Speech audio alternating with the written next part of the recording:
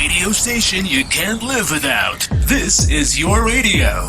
What's up, everyone? It is currently time for Manila's Evening Podcast, brought to you by Manila's favorite podcast host, Ethan Godwin, live here in Manila's BBC Radio and Podcast 69.9, giving you the best playlist and the heated, controversial conversations by the people for the people. He knows your music, he speaks your mind, and he's got you locked on. So, for tonight's heated podcast, we will be touching a serious topic titled Sexual Education, Breaking the Taboo and Stigmas in the Filipino People. We will be joined by wonderful guests in a Zoom call live here in our radio and podcast. You may stream the live podcast from our YouTube channel. It's called BBC Radio and Podcast 69.9 if you want to see our handsome and beautiful faces. And send in your comments via Twitter or the live YouTube chat. Anyway, what are we expecting in this topic? There are plenty. But for now, we'll be focusing on the definition of sex education and what is pre-marital sex. What are the myths and facts about sexual education with the three subtopics presented by our advocates: chastity, male contraceptives, and female contraceptives. And along with that would be the solutions for breaking the stigmas, a sharing of one's own opinion. Before any of that, we would like to give light for today's sponsor, brought to you by TikTok and a popular Filipino television show, The Broken Marriage Vow. Papunta pa lang tayo sa exciting part. Your daughter sleeping with my husband. Your daughter sleeping with my husband. Your daughter sleeping with my husband. Your daughter sleeping with my husband. Nabuntis ni David ang anak ninyo at pumunta siya ng Amerika para ipa-abort ang bata. Your daughter sleeping with my husband. Your daughter sleeping with my husband. Your daughter sleeping with my husband. Your daughter. Papunta pa lang tayo sa exciting part.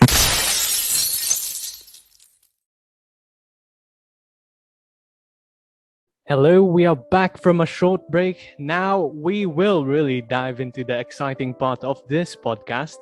Mentioned before the commercial, we will be having an educational conversation about sexual education, breaking the taboo and stigmas in the Filipino people this evening. Tonight we'll be accompanied by sexual awareness advocates Bela Irlandez, Gian Cuenca, and Camille Badilla, live through a Zoom call, live here in BBC 69.9 radio station and podcast. Before we begin our Manila's Evening Podcast, we are presenting to you the objectives of our topic, Sexual Education, Breaking the Taboo and Stigmas in the Filipino People. The first objective is to highlight the definition of sex education and pre-marital sex. And the second objective is the stigmas, myths, and facts on the presented subtopics by our guest hosts, chastity, male contraceptives, female contraceptives. And the last objective is to have an open, natural discussion with question and answers based on sex education in schools and families. Good evening to all of you. Welcome to Manila's Evening Podcast. We know very well that sex education is a taboo topic when discussed in the family, in an educational setting, and often perverted around friends. That's true, right? One of the famous myths about sexual education is if they are taught early, children are more likely to try for that experience. That is completely false. Children who wishes to be curious about sex, often teenagers, is inevitable, and providing an early sex education provided by the parents first and the school can provide them the idea of doing what is right or wrong. Many of these stigmas will be highlighted in our podcast tonight, so do stay tuned. Now, I'd like to define sex education for those who are not really aware, and for those younglings listening to our podcast right now. Sex education is high quality teaching and learning on a wide range of sex and sexuality subjects. It investigates values and ideas regarding those themes and assists people in developing the skills needed to negotiate relationships with oneself, partners, and community, as well as manage one's own sexual health and sexual performance. Additionally, I'd like to mention what is pre-marital sex. Pre-marital sex is the sexual activity prior an individual's marriage. So it happens before they get married. So they do the deed. In many religious countries, even our country, committing to premarital sex is often associated to sin and adultery. In today's podcast, we wish to educate our listeners about sexual education in our country. That be for my opener. I'd like to call one of our guest speakers, Bela Irlandez, to talk about chastity. For chastity has been a strong subtopic under sex education. It depends on being perceived differently by many people. Bela, good evening to you. What is chastity in relation to the myths and facts from the Filipino people's perspective? Oh yeah. So hello Ethan. Good evening to everyone, and shout out to the people that I love, to my loved ones. I hope you're listening to this. So yeah, to start, parents like mine just told me to chastise or practice chastity. It's another stigma in the Philippines. It is for people like me to avoid getting pregnant at an early age, or avoid men getting women pregnant. So yeah, I would like to share that I am an unplanned child, by the way. So yeah, so the reason is why that most parents, approximately 48%, according to gotmatcher.com in 2013, 48%, still a high percentage. Most parents of Gen Zs had unplanned pregnancies and premarital sex, which adds to their fear that it will happen to their kids as well, thus resulting in them telling their kids to avoid having sex, practice chastity, chastise until marriage. So I have experienced this beforehand from my parents. So during high school, when I started studying in junior high school, they told me about men, the male classmates, and told me that when you have a boyfriend and then you experience your first kiss, you will want to crave more than that kiss. So you will experiment with that guy, lose your virginity, which is a social construct, and then once you lose virginity, you will want more of it, to the point of doing it every now and then without existing knowledge of how to do it and how to do it safely. And then there will come a point that you will get pregnant, in short, teenage pregnancy. So summarize what they told me: don't ever have a boyfriend, avoid men at all times, avoid your male classmates at all times, even in friendships. The practice of chastity changed my view towards men in general, especially my male classmates. So whenever they approach me about studies or friendship, I would dismiss them entirely. Like, I will be grumpy towards them. In Tagalog, like masungit. And it affected my relationships when it comes to men. Like, just started having proper friendships when I entered college, when my knowledge widened, especially in psychology, and I'm a psychology student. It changed my view about chastity.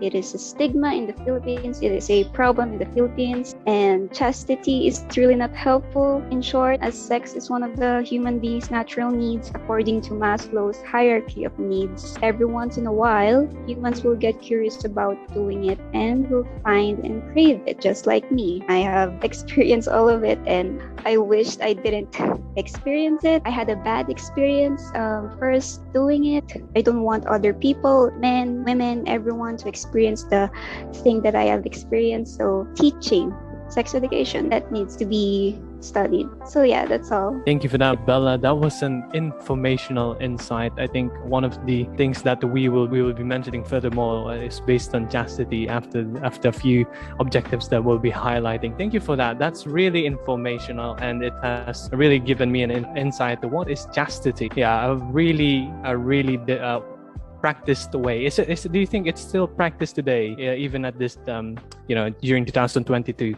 In your opinion and from your perception? Yeah, from my opinion, yes, they still practice it, especially in Christian households. The parents will tell the kids, avoid men, avoid girls, because temptation is there, even though it's a normal thing to feel that way, to experience that way. So yeah, still practiced right now in 2022, especially in a Christian country. Thank you for that, Bella, for that insight.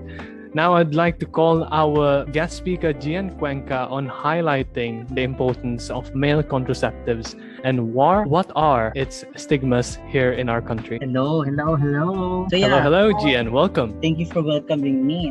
It's a great opportunity for me to talk about this kind of stuff. I was intrigued to what Bella said earlier, that sex is one of the needs of a human being, diba?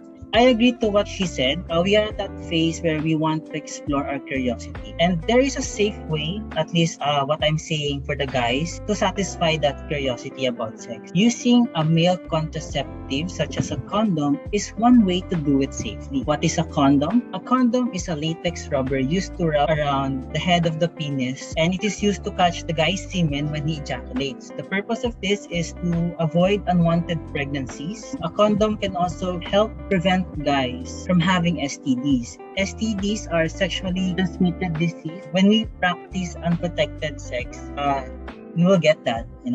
It's dangerous and it can affect your partner if you have romantic partners. So here in the Philippines, one of the ongoing stigma about condoms that guys would often feel shy when buying a condom from a convenience store or in a pharmacy because they feel like they're being judged. And to further that point, I'll share my own experience. I'm not gonna lie, I'm not gonna sugarcoat it anymore. I was once in a relationship before, and those times, me and my partner agreed that we want to do it for the first time. We want to have sex for the first time. And being an amateur about the topic or about sex, I don't want to risk it. I don't want to have an early child, diba? I still want to enjoy my youth. So I said to my partner, I want to do it safely. So we agreed we want to do it safely, and I'll buy my first ever condom from a convenience store. And luckily on that day, there were a lot of people in the convenience store, and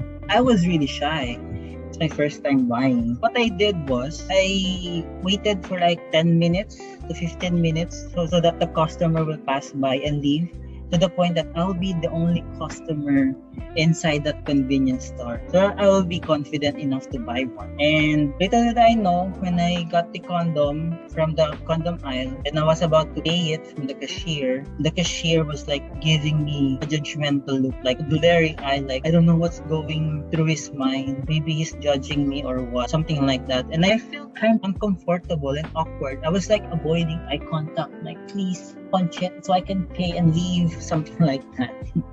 It was a uncomfortable feeling, but now I'm kind of okay with it now. Somehow I have confidence. That's all. I appreciate this very open sharing, Gian, especially when buying your first time. Is it your first time buying that condom? First time. It's your first time buying that condom. And I'd like to ask you, if you were in the cashier's position, just managing your own time, and you see someone handsome and young looking approaching your counter and said, I'd like to buy one condom, what would be your reaction? What would be the ones running in your mind? For me, if I would be the cashier trying to punch that item, the condom, in my mind, I will not judge him. I'll just, praise him and commend him. What a attaboy, that you go, explore, it's okay. I'll be like that person, That's all.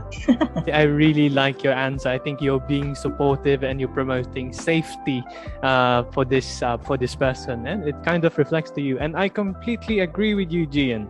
I think I'd rather spend 75 Philippine pesos on a condom, on a good quality condom, than pay an entire years of child support that's going to be a burden to me and my family and her family. Is that correct, Gian? Do you agree with me? I agree with you, Ethan, very much. Thank you for that, Gian, about male contraceptives. Of course, we are all here for gender equality. I'd like to call our other guest here, Camille Badilla, for her knowledge about female contraceptives. Hi, good evening, Ethan. Yes, Good evening. actually, contraceptives have continued to be a stigma, as Gian mentioned, people, be it boys or girls, are embarrassed to be seen buying condoms or any other form of contraceptives. And actually, female contraceptives are far more complicated and have several different forms as compared to male contraceptives, as Gian mentioned earlier. And one of the most commonly used contraceptives by women is what we call the pill. And the pill should be taken at the same time each day. However, missing even a single pill can actually mess up the whole cycle and even increase the chance of pregnancy. So taking the pill is very complicated than what Gian mentioned with the condom, where you just put it in and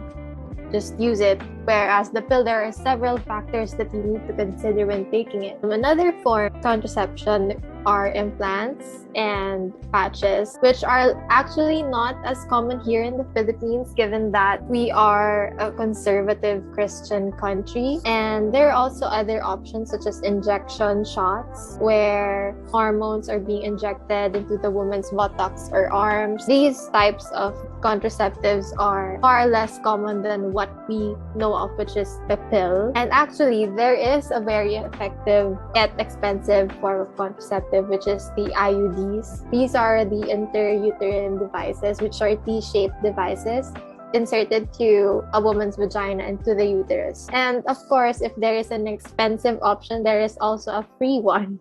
And one of the most common and risky contraceptive method is the calendar method, wherein a woman just keeps track of their fertility window so that they know when they should have sex for them not to get pregnant, or if they do want to get pregnant, that's what they also make use of. These are the common contraceptive methods used in the Philippines, but there are still other forms of contraceptives that the Philippines doesn't offer, which is like the morning after pill and several different more. There are non-government organizations that support or promote sexual health, such as the Love Yourself campaign, which was actually promoted by Miss Universe 2016 Pia Wurtzbach, which offers free consultations, contraceptives, and more. I believe that sexual health is just as important as mental health or our all over physical health, and should be prioritized here in the Philippines and should be talked about more than be left as a taboo. Yeah. Thank you. Thank you for that, Camille. Yes, female contraceptives are in wide varieties. Cam, I wanted to ask you, you mentioned numerous female contraceptives and, of course, methods, and one of which can be, as you mentioned, can be dangerous but free. Let's say in a scenario where there are new couples and they're young adults, okay? They want to practice safe sex, all right? From the female's perspective, which method would you recommend? Well, given that the IUDs have shown to be the most effective one, however, these are actually far more expensive than of the other forms, because contraceptive pills are somehow tricky to use, because when you miss one, you might mess up the whole cycle and end up getting pregnant, even though you don't want to. And I know a lot of couples who still got pregnant even though they were very religious with their pill intake. However, I think the best would be the IUDs, but you can also try injectables, which is also very much effective as long as you get injected every 3 months. Yeah, I think that's also very effective. Thank you for that, Cam. And of course, that concludes our second objective, highlighting these 3 subtopics: chastity, male contraceptives, and female contraceptives. So at this last objective, we would be having a very natural, free-for-all type of a conversation. In here, we will simply just openly converse. I'll give you guys a simple set of questions that you are, of course, able to answer, and then you don't have to support it with much statistics, but you can, of course, share your personal opinion and your personal perceptions about this matter. I'd like to go for the first question, and I'd like to give this one to Bela, our first, of course, guest host in this podcast. Bela, if you were a parent, all right, let's say you're a mother and you have a daughter, you mentioned the concept of chastity. How would you differentiate your ways of teaching about chastity about to the child when it comes to talking to males, when it comes to sexual related topics? How would you approach them? Well, since chastity is a stigma and talking about sex is also a stigma, I would approach the child whenever she's curious about it. For example, when the child ask about, Mom, where do babies come from? Then I will not sugarcoat it, and I will just, as much as possible for their age, I make it appropriate for their age to explain it. For example, I will tell them, well, there's a thing called love and making love, and in short, having sex. And it's actually a difficult question because of what I experienced in my childhood. So yeah, I have a hard time answering. But as much as possible, I don't want to be like my parents and just tell them don't have sex at all, avoid men at all, avoid women at all. So I would just like, if you're curious, just feel free to ask me. And if you want to explore, be sure that you are safe and you're exploring in a safe way, wear protection, ask for consent, respect the boundaries. If your partner declines, then accept it. Don't be angry about it and force them to do it with you, because that will disrespect them and make them feel harassed. So yeah, that's all. That's a wonderful insight, Bella. And yeah, that is not to take in. And I think what you're trying to mention here is breaking the cycle from the previous generations. Is that what you're trying to imply? You know, giving a new approach, break the generational stigma. Is that it? Yes, that's it. Yeah.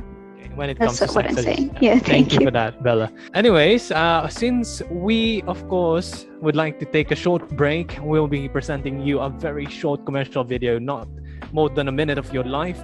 We will be going back with the next few set of questions that will be prepared for our next host, and of course later on to all of them. That will be all possible after this short break, so please stay tuned with us.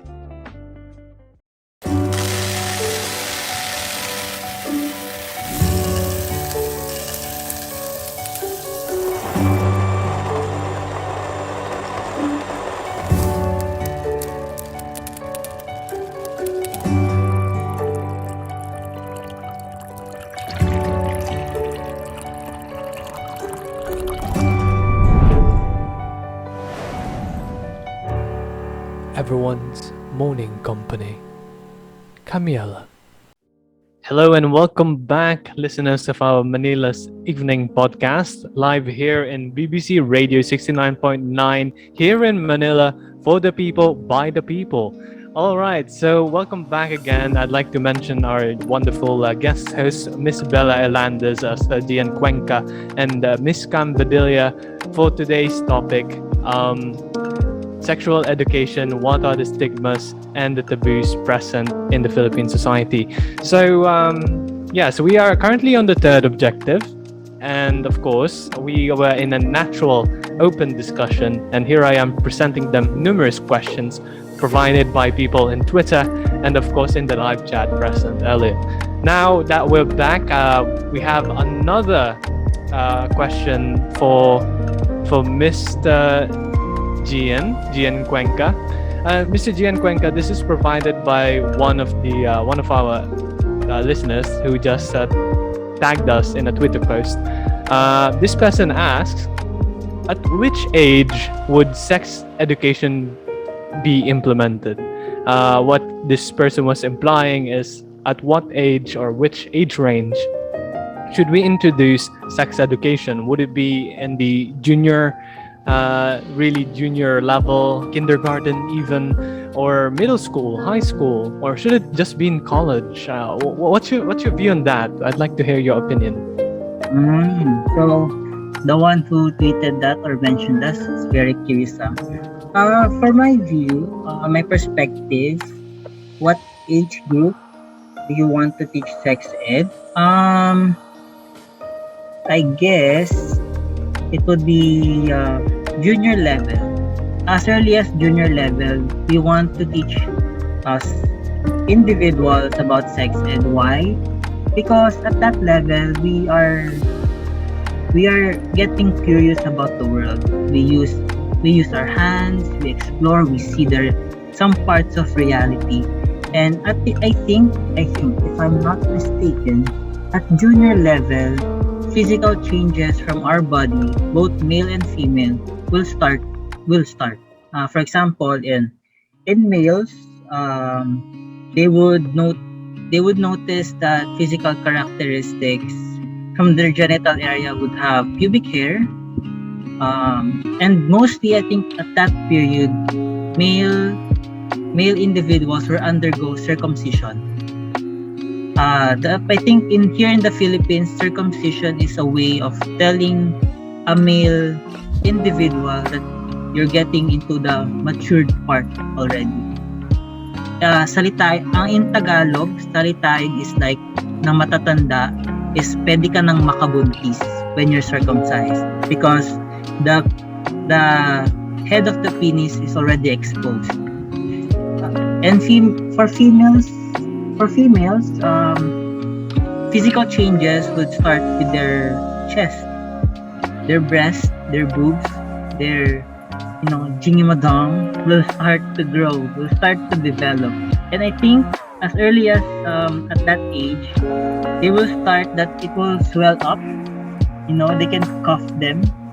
That's why baby bras are popular at that age. Some female will say they're wearing baby bra to hide that.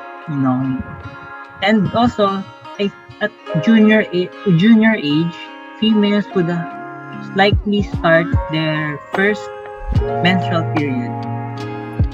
So they're starting to ovulate, they're starting to shed their uterine lining. Possible at that age they can be pregnant because they started the menstruation cycle, di ba? So for my final sentence, verdict, take note. At junior age, you will start teaching in individual sex ed. That's my view. I love that insight, Gian. That's a very good insight, and of course, you went fully detailed on how really a child develops to a teenage and how puberty influences their choices. I believe, and of course, when being influenced by choices, the proper education can, of course, make those decisions better by maybe thinking what to risk now and what not to right now. I'd also like to ask Miss Cam this similar question. At which age would sex education should be implemented? I think the best age to implement sex education to children is as early as when they start asking questions about their body, or when they start asking about certain parts of their body, such as their vagina or their penis. Being able to orient them without sugarcoating the right terms, such as calling the penis of the bird or the vagina of the flower, is something that parents should really start doing. Because the more that you're adding malice into what we call the sex organs are, the more likely is the child, what do you call this? They aren't able to fully understand the concept of what these organs are for, and eventually they would learn what these organs are for when they reach adolescence. And being able to orient children as early as when they start asking questions is a good way of starting or orienting them about sex education when they start going outside the house and when they start interacting with their friends, with their peers, because you'll never know what the parents or what other children know about sex, and they might misuse the concept of sex, and then our own children, if ever I have a child, would know. So I think it's best for us to be transparent about concepts such as sex and our sex organs to children as early as when they start asking questions. Of course, in accordance to their level of understanding. We don't want to traumatize them into thinking what they're actually used for, of course. So yeah. Thank you for that wonderful insight, Miss Cam. But just like you mentioned at an early age, whenever they seem to ask, and do correct me, what at an early age, right? So everything about the sex education, or simply what they can understand on their level? Do correct me on that one. Only on what they can understand, of course. Okay, only on what they can understand. Thank you for clarifying that, Miss Cam. I'd like to ask a now general question to the three of our guest hosts.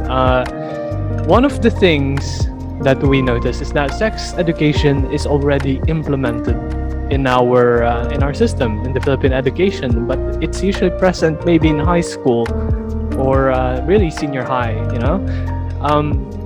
Let's say we apply the sexual education in a young age. All right, would it be best to incorporate topics about rape, about consent, present them statistical evidence, yeah, and of course teach them self-control at a very young age, just not sugarcoating it, just presenting it that sometimes people would do this because of what exactly? Lack of sex education, maybe. And usually there are child molestations, am I right? And they don't know that they're already being harassed, they're already being used, and it's because of lack of sex education. But would it really still be best to incorporate those topics in within the parents' talk, and of course in the educational system when regards to sex education? I'd like to hear from Miss Bela first regarding this question. Yeah, I think it's really beneficial to include that in the educational system, especially boundaries, consent, STDs, infections, harassment, because without it, I think there will be more cases of harassment or cases of rape, sexual abuse, and more cases of teenage pregnancy and more cases of STDs, especially HIV. And with the lesson about consent and all those concepts, the teachers must also be open about teaching it to them and open-minded about it because our case, Christian country, most of the government are based on Christian principles. They're really still stigmatized about it. Like, they are not really open about discussing about it because of the judgment and prejudice about sex in general and sexuality. So yeah, it's really beneficial, and this is to lessen and teach more kids about respect and boundaries and what to ask about the partner and what they want. Communication, especially. Do you want this? Do you want that? Is it the right time? Are you in the mood? Do you want this to happen right now or next time? Or are you ready? So yeah, really beneficial. That's all. Thank you for that insight, Miss Bela. I'd like to forward this question to Miss Cam regarding her opinion on this matter. Yeah, in addition to what I said earlier and what Bella mentioned, I think family being the most basic unit of society, I think it's best that children are oriented first at home as to what sex is rather than to learn it outside, like in school or from their friends. Because being able to learn it from people that you trust means that you are also being incorporated with the values that the parents instill to their children while also teaching them about concepts about sex. So I think it's very much important to start educating them at an early age rather than having them to learn about it in school lang. So yeah. Thank you for that insight, Cam. Yeah, that is truly wonderful insight. I'd also like to forward this question to Mr. Gian. regarding this matter? Wow, my guest hosts really have good thoughts about this. But I agree to them. I agree. Learning sex ed at an early age is okay with the controversial topics about rape, harassment. It's okay for them to learn at that age. It is not to traumatize them. It is the reality of life that a man, a woman can be raped and harassed. Yeah, they can be harassed, no? And harassment is something serious, diba? What else should I point out? At an early age then, they will start to learn that the do's and don'ts. Harassing is bad, raping is bad, and whenever a male, for example, a male will have, high hormonal behavior, they're in the mood to do it, they can just, satisfy themselves. When I say satisfy, masturbate. Also the females, females can rape men too, they can attack males too, because, the urge is there. They can also satisfy themselves, Pretty much that's my insight. I really like the insight of my guest co-host Bela and Cam. They really said amazing points. That's my point. Thank you for that, Gian. That's actually a wonderful insight, and I truly also agree with our fellow guest hosts here, and even with you. I'd like to add up to this last question asked by a Twitter user, Claire D, the person's name at Claire D. Okay, she mentioned she is a teacher.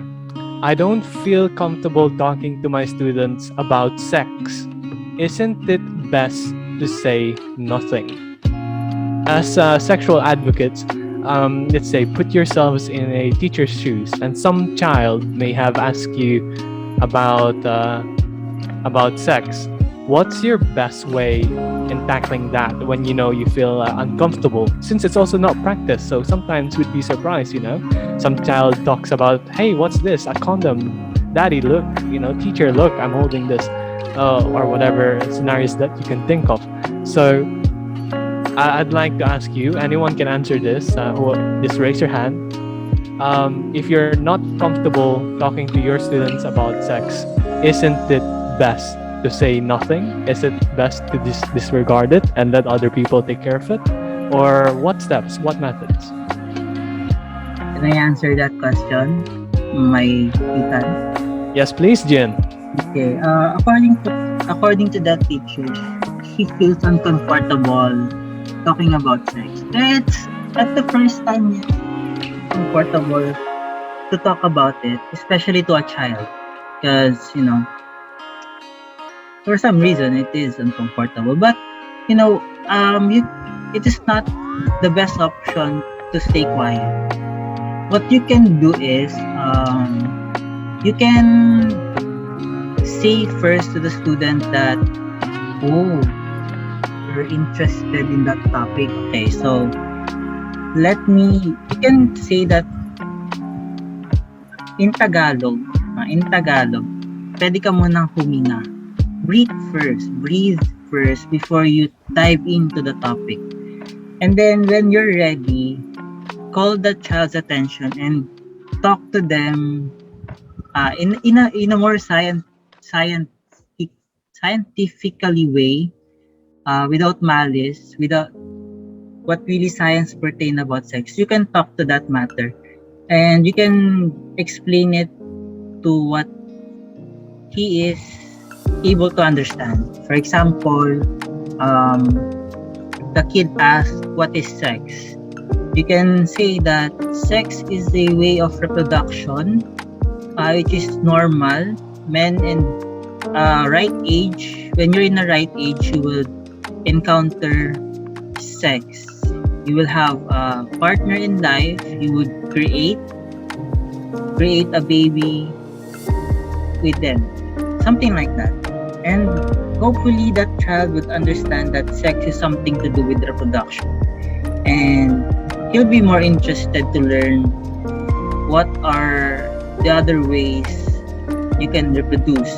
But actually, there's only one way, which is sex. So yeah, a big first for entering the child's topic, and then that leap of faith. Hopefully, that child would understand it. That's my suggestion. I love that insight, Gian. That's actually a very good insight. Um, I'd like to ask our fellow guest hosts who are also willing to answer this, and of course, maybe agree with what Gian said. Maybe does it correlate with your ideas? Anyone else? Yeah, in addition to what Gian mentioned, not addressing the question of the child is showing that you are also not addressing the child. So it's important that whenever a child asks a question, you should always answer it, because not being able to answer the question of a child somehow shows neglect to them, and they might be shy to ask questions in the future. So I think it's best to answer it in a very objective way. Just like what Gian mentioned, the teacher should at least be more scientific about it, and also not adding any malice or what. And additionally, it's also important for her to learn how to properly deal with it, as much as it can be uncomfy for one to share sex facts about sex facts to a child. It can be very uncomfortable, but like when will she start to be more comfortable about it? When's the right time, right? So at least she should at least start practicing to be more confident about sharing information like that to a child, because it isn't really something that should be a taboo and should be more talked about. So yeah. I agree with you, Cam. It shouldn't be a taboo, and it should be something talked about. And I think on top of maybe disregarding the child, they may perceive it that way. When someone gets too busy, maybe they just suddenly appear with that question. They may feel disregarded, but they're actually fueled with curiosity. That's why they tend to ask these questions. And sometimes when a child asks these questions, they're willing to learn. They're open to what you can share, because it's in a young age and they're developing. How about you, Bella? Since you're the last one, what sharing can you add up to this question?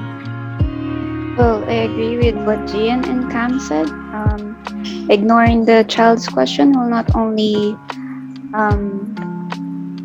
be signified as neglect, like ignoring it and making them feel embarrassed about asking it, and it is also enabling the stigma around that topic, which will make the child view that as a problem as well as a stigma as well. It will grow out as that, to the point of avoiding asking question and exploring the topic himself or herself, which causes more problems. I mean, exploring on your own is not a problem, but exploring without safety is a problem. So as much as possible, even if you're uncomfortable, it is your responsibility as a teacher to educate about sex and sexual education itself and sexuality. And as much as possible, if the child is young, as much as possible, make it age appropriate for their age, for them to understand the concept about what is sex and what happens to it. So yeah. Thank you for that, Bella. Oh, that's a wonderful insight that supported your and our fellow guest hosts here in the Manila's Evening Podcast.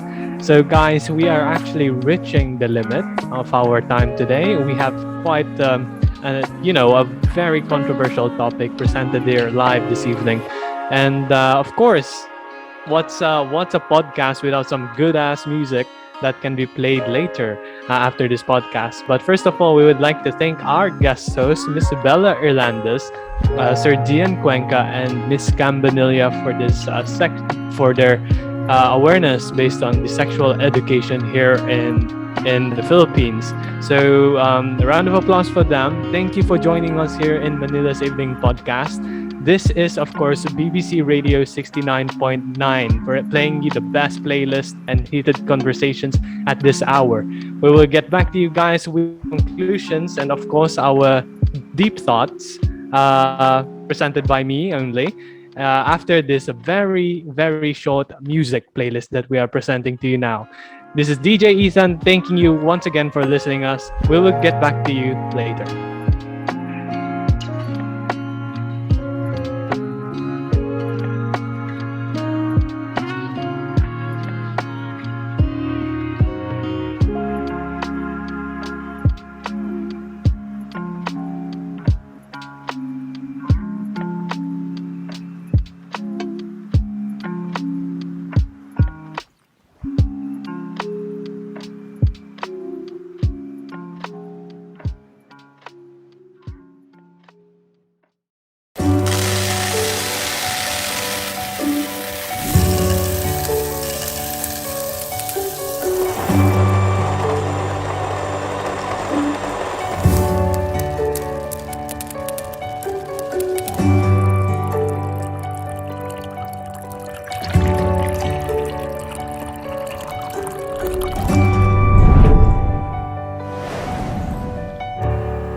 Everyone's morning company, Camiela.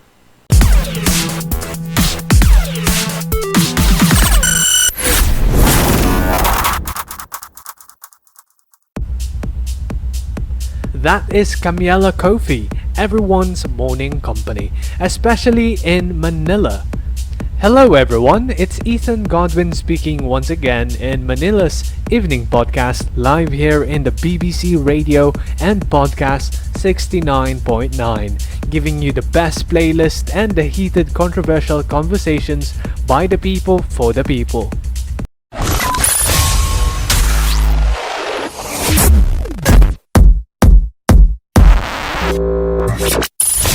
Stand by, I'll be right there. He knows your music, he speaks your mind, and he's got you locked on. Call him K, cause you're okay with him. So earlier we had amazing guests educating us on the topic of sexual education, breaking the taboo and stigmas in the Filipino people. I would like to mention the names of those wonderful people again: Bela Irlandez, Gian Cuenca, and Camille Badilla, who are currently making an awareness over sex education here in the Philippines. Just to give a recap, we had 3 objectives during the Manila's Evening Podcast, and those objectives were: first, let's define the definition of sex education and of course the pre-marital sex. And according to that, sex education is high quality teaching and learning on a wide range of sex and sexuality subjects.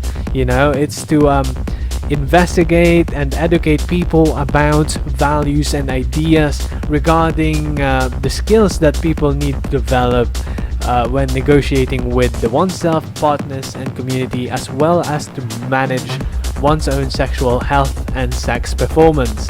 I'd also like to add up to the pre-marital sex, which was defined earlier as well as the sexual activity prior an individual's marriage. The partners are not married and of course commits to a sexual act, which of course in many religious countries like ours, committing to premarital sex is often associated to sin and adultery.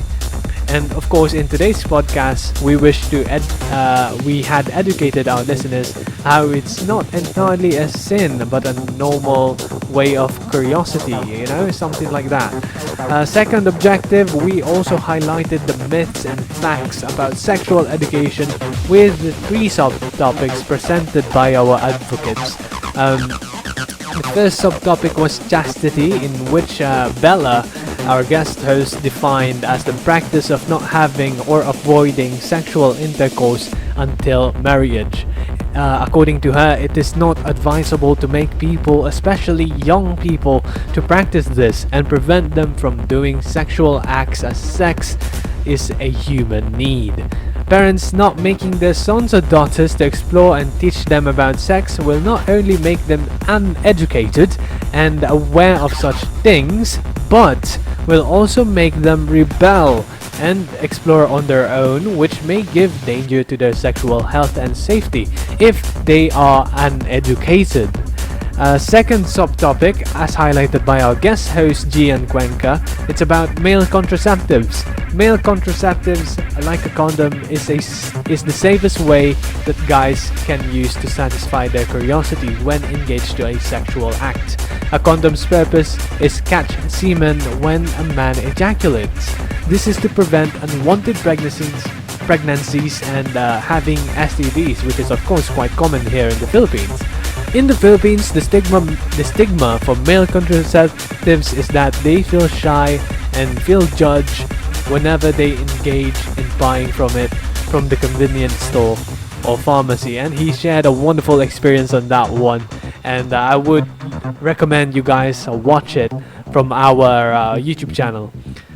Female contraceptives, as highlighted by our guest host Camille Badilla, has identified that there are variety and forms that are far more complicated compared to male contraceptives. I'll be honest with you, when I was listening to that, I was of course enlightened. I was educated by more female contraceptives. It is not simple, and there are surgeries even.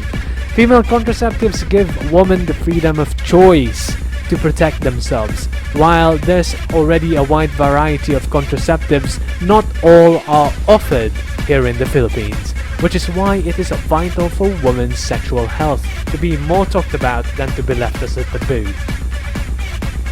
And I truly agree with that. The third objective that we highlighted during this topic is of course the solution for breaking the stigmas. And in there we had this very open, generalized discussion. It was natural. We were engaged in a very tight conversation. And of course, to give a recap on that, for the solution for breaking the stigmas, the guest hosts Bela, Gia, and Cam believes that sex education, when taught in schools, should be open and be taught in an early grade level. Additionally, the sex talk between parent and child shall be taught the soonest, when they ask at their level of their understanding. So if the child asks, they might as well explain it to them. According to one of the guest hosts, no more sugarcoating like the banana goes into the donut, rather telling them the real biological function of a penis and a vagina. Furthermore, we also talked about the importance of sex education in an early grade level, as they will educate the children about boundaries and tend to discover things about this topic, such as the do's and don'ts and their sexual health. That's for the recap of our topic. Just to inform the people who are interested to watch the replay, you can access them in our YouTube channel, BBC Radio and Podcast 69.9, where you can also watch our previous videos with topics such as the Da Vinci Code, a movie and book review, cookies and cream ice cream, a food review, and best wrestling moves for couples in couples therapy with John Cena and The Rock in our podcast. Yes, they were here last time, and I bet you guys it has the most million views. Which best wrestling moves to be applied in couples therapy? A very funny way to put it. Anyway, as we reach the end of our Manila's evening podcast, we will be playing some of the greatest rock hits here in BBC Radio 69.9. First song to play is Yellow by the British rock band Coldplay. And of course, that will be all for me. It's Ethan Godwin speaking once again in Manila's Evening Podcast, live here in the BBC Radio and Podcast 69.9, giving you the best playlists and the heated controversial conversations by the people for the people. Here comes Coldplay, guys. Enjoy the music, enjoy the drive, and stay safe.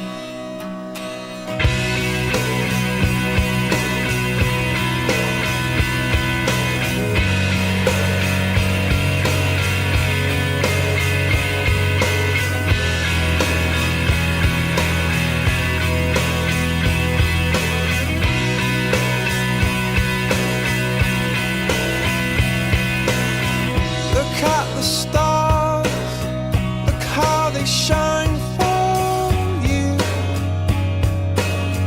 and everything you do. Yeah, they were all yellow. I came along, I wrote a song for you, and all the things you do. And it was called Yellow.